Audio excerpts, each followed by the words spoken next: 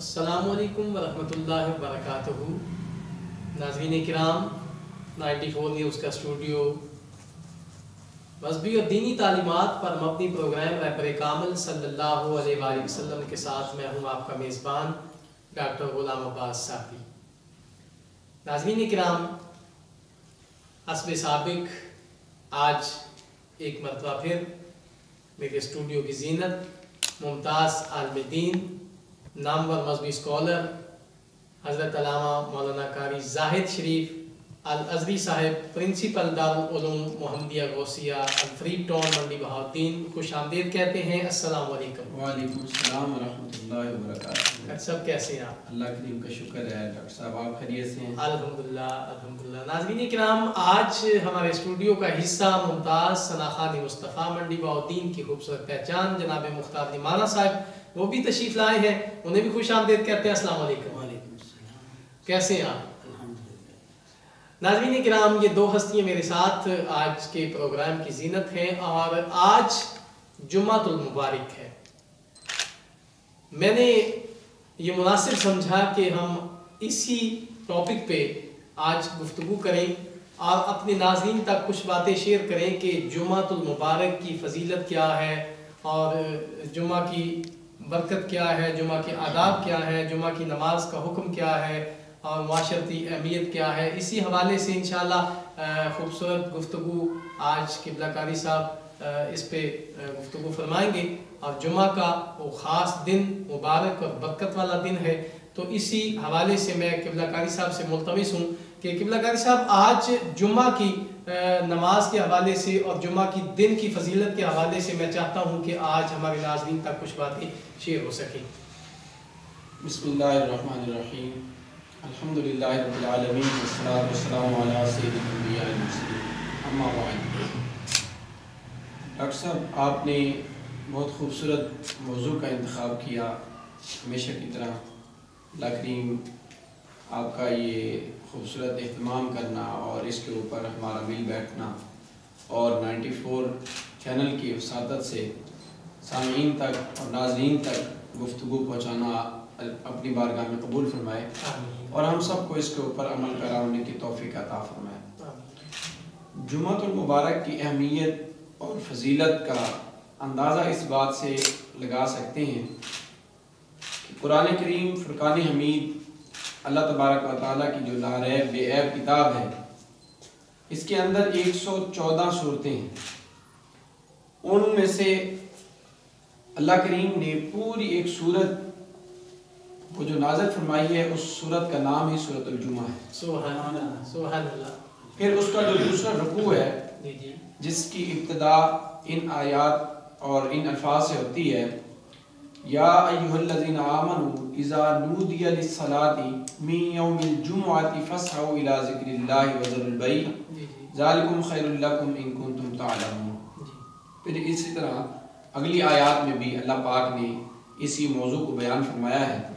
تو اللہ کریم نے فرمایا کہ اے ایمان والو، جب تمہیں جمعہ کے دن نماز کے لیے بلایا جائے، پکارا جائے، تو کیا کرو؟ جلدی کرو اللہ کے ذکر کی طرف، اللہ کی بارگاہ میں حاضری کے لیے جلدی سے اس کی بارگاہ میں آ جاؤ۔ وذروا البیع، اور فرمایا کہ تم کیا کرو؟ خرید و فروخت کو چھوڑ دو، ترک کر دو۔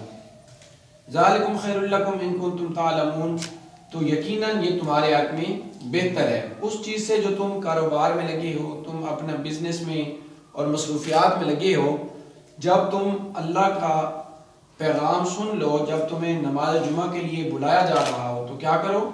اپنی مصروفیات، اپنا کاروبار، اپنا لین دین، اپنی خرید و فروخت کو ترک کر دو۔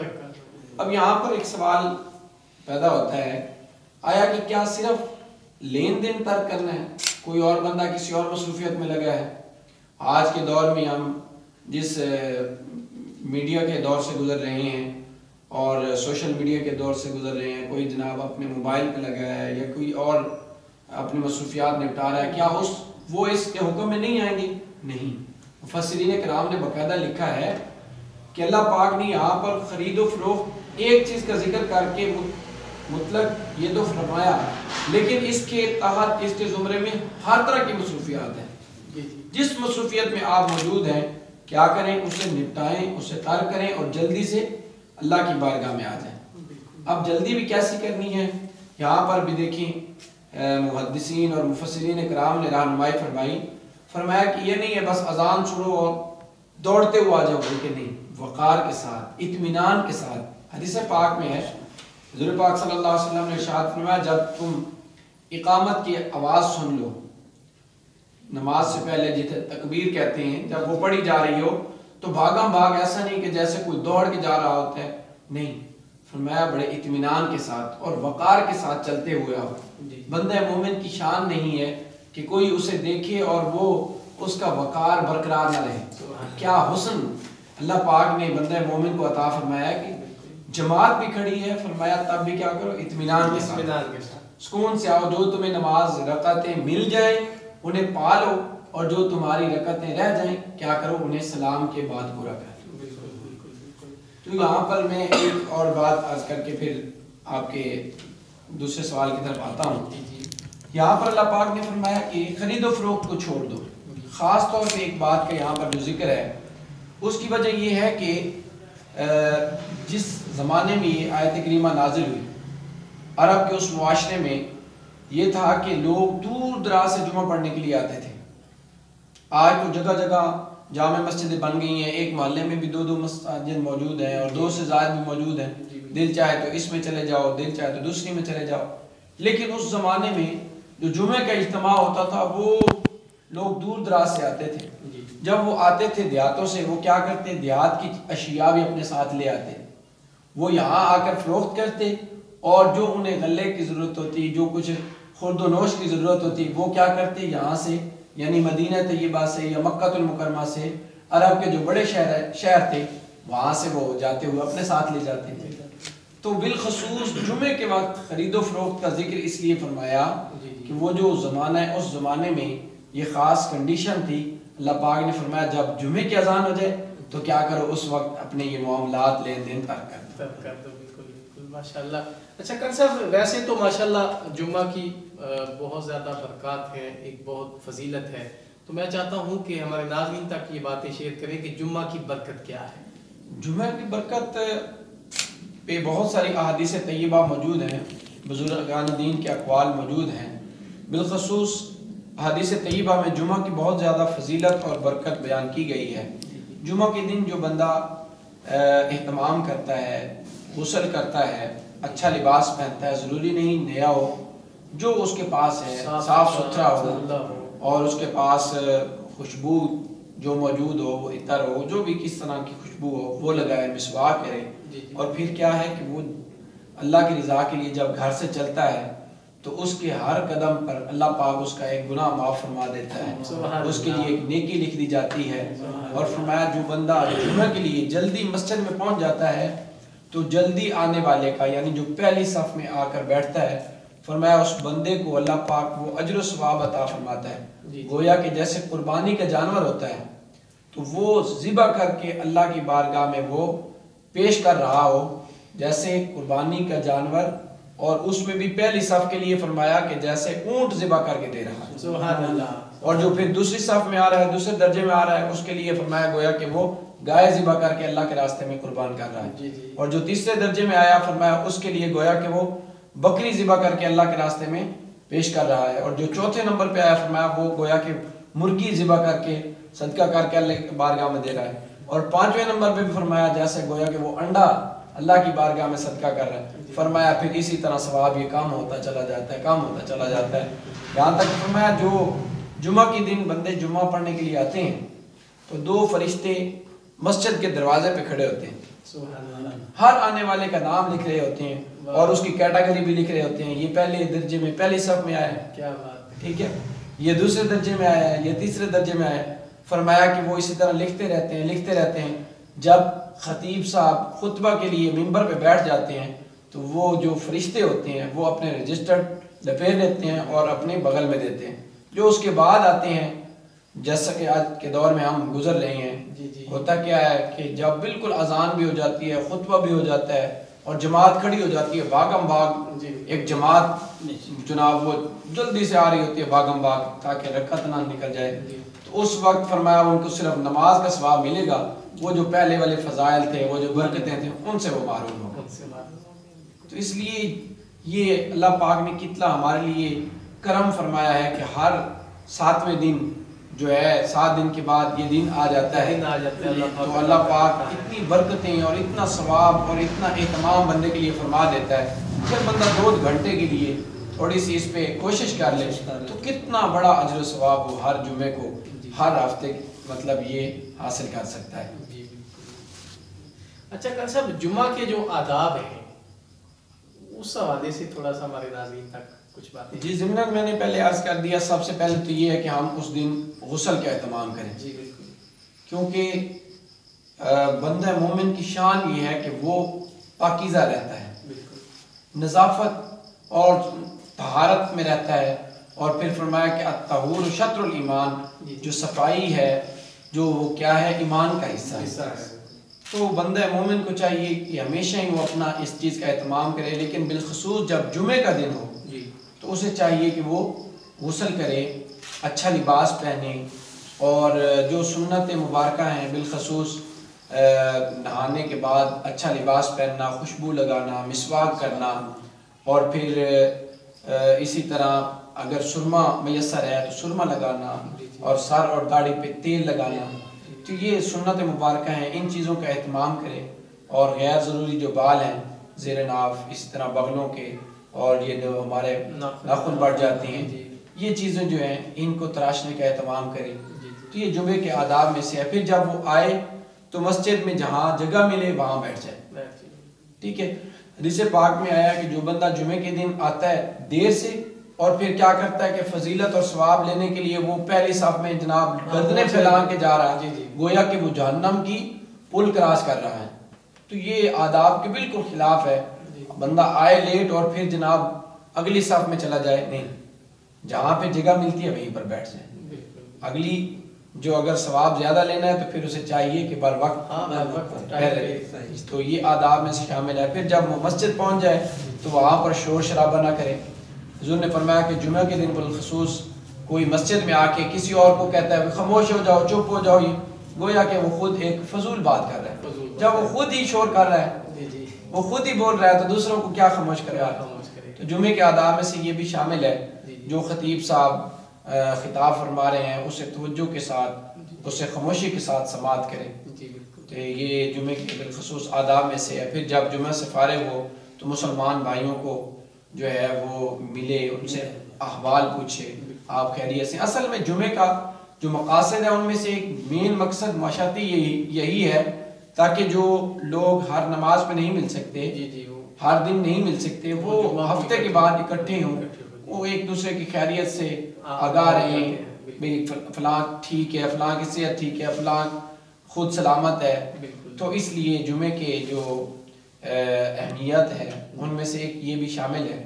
تو یہ بھی آداب میں سے شامل ہے کہ جمعے کے بعد اپنے دوست احباب سے، اپنے جو رشتہ دار آئے ہوں ان سے ملے، ان سے خیریت دریافت کریں۔ جی قاری صاحب، مختار صاحب بیٹھے ہیں، ان کی طرف چلتے ہیں، ناشی سماعت کرتے ہیں۔ ناظرین کرام، نبی رحمت صلی اللہ علیہ وآلہ وسلم کی زندگی کے مبارک لمحات کے حوالے سے یہاں پہ گفتگو ہوتی ہے، اور پھر نبی رحمت صلی اللہ علیہ وآلہ وسلم کے بتلائے ہوئے راستے جو ہیں ان پہ ہم کوشش کرتے ہیں کہ وہ باتیں آپ تک شیئر ہو سکیں، اور پھر ان پہ عمل کرنے کی کوشش کرتے ہیں۔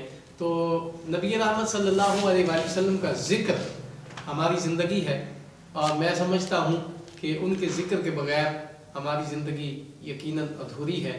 تو ممتاز ثنا خان مصطفیٰ مختار نعمانہ صاحب تشریف فرما ہے، ان سے ذکر مصطفیٰ صلی اللہ علیہ وآلہ وسلم سماعت کرتے ہیں۔ جناب مختار نعمانہ صاحب۔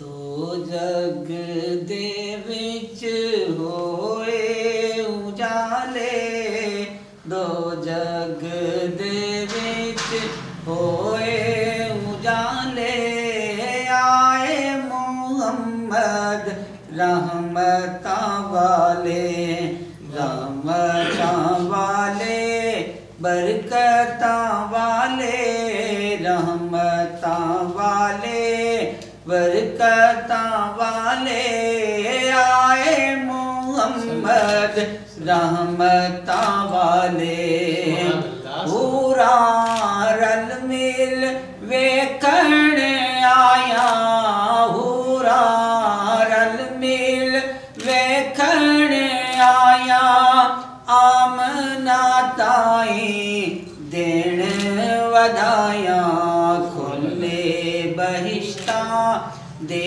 अज ताले खुले बहिश्ता दे अज ताले आए मुहम्मद रहमतां वाले रहमतां वाले बरकतां वाले रहमतां वाले बरकतां वाले आए मुहम्मद रहमतां वाले वेखो नियो हादी आया वेखो नियो हादी आया हक दी करन मुनादी आया हक दी करन मुनादी आया लुकसन पहाड़ी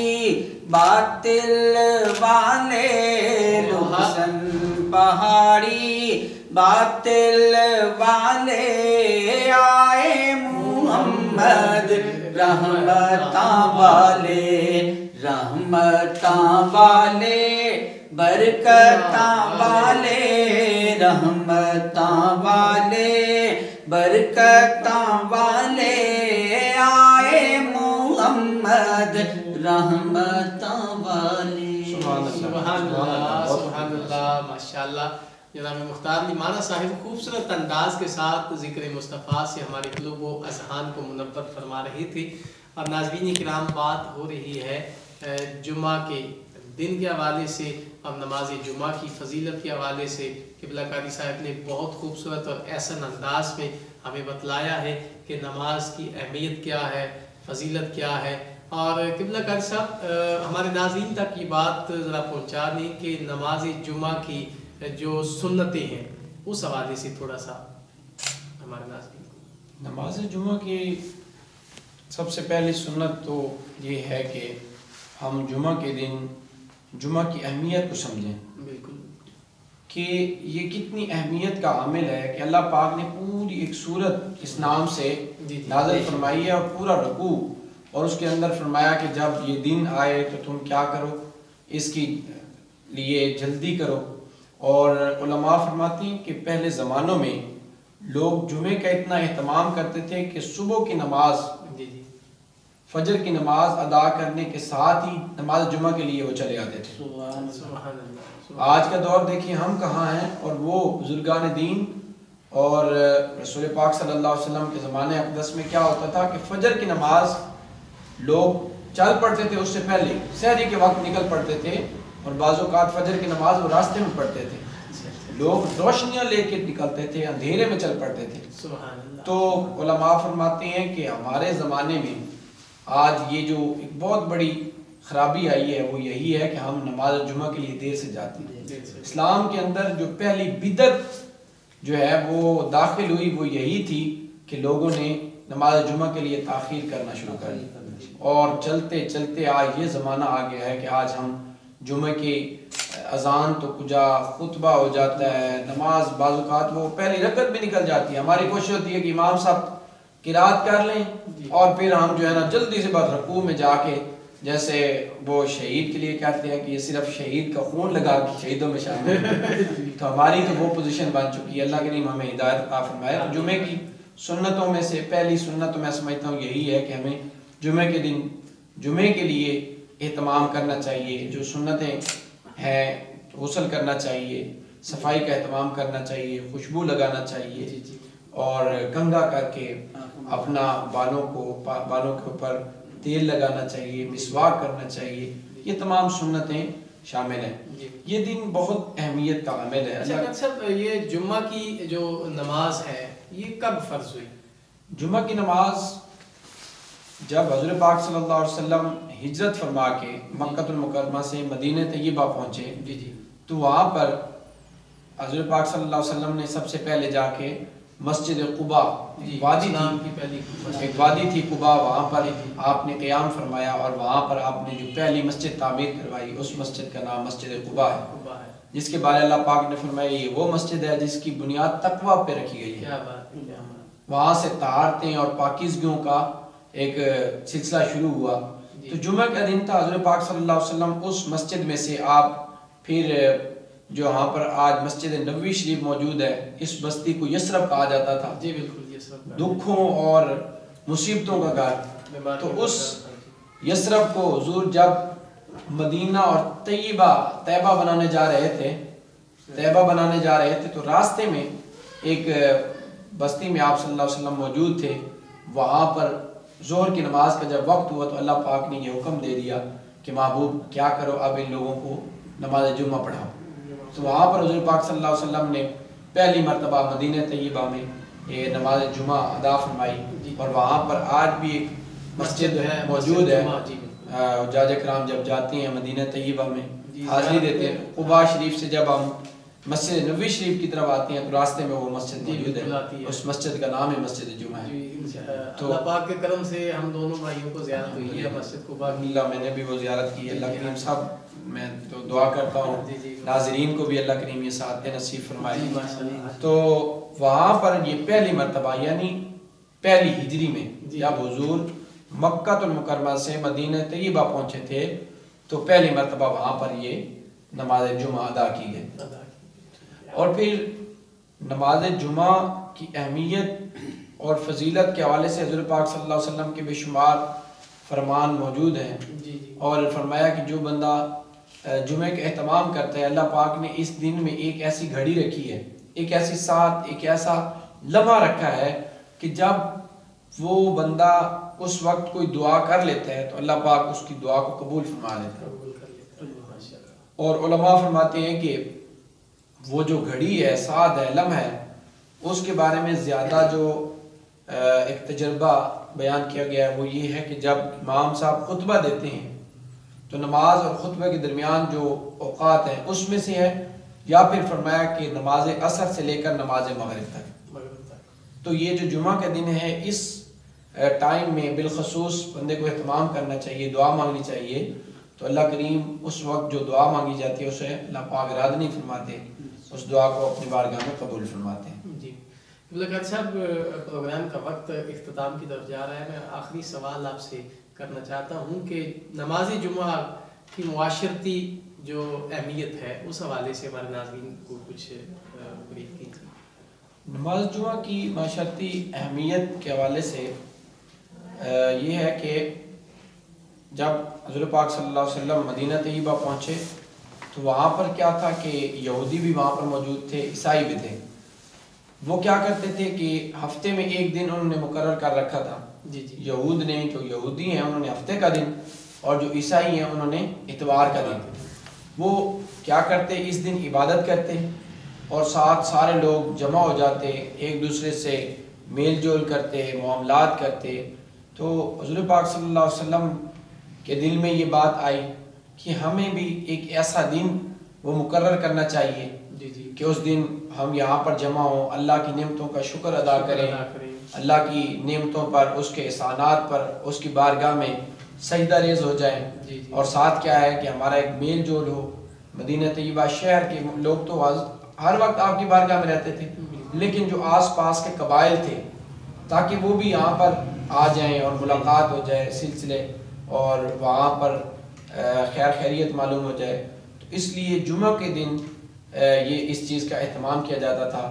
آج ہمیں بھی اس بات کی ضرورت ہے کہ جمعے کو اس اہتمام کے ساتھ ہم گزاریں، جمعے کی ایک خاص اہمیت ہمارے ذہن میں موجود ہو کہ یار آج جمعہ آنے والا ہے، ہم نے کیا کرنا ہے، اس کی تیاری کرنی ہے، مسجد میں بر وقت جانا ہے، وہاں پر جا کے نماز کے بعد اپنے بھائیوں کو، دوست احباب کو دیکھنا ہے، ان سے ملنا ہے، ان کی خیریت دریافت کرنی ہے۔ تو یہ ایک معاشرتی حسن ہے جمعۃ المبارک کا، جو میں سمجھتا ہوں